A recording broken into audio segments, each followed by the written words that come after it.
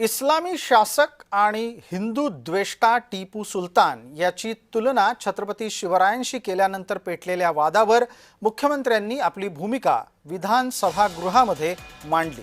शिवरायांच्या समोर टिपूचं उदात्तीकरण मान्यच करता येणार नाही असं ते म्हणाले। तर टिपू सुलतान चांगले होते का वाईट होते याच्यावर आक्षेपच नाही, त्याच्यावर चर्चा कितीही करू। आक्षेप या गोष्टीला की ज्यावेळेस कोणी हे म्हणतं की टिपू सुलतान छत्रपती शिवराय एवढे मोठे राजे होते, याला आक्षेप आहे।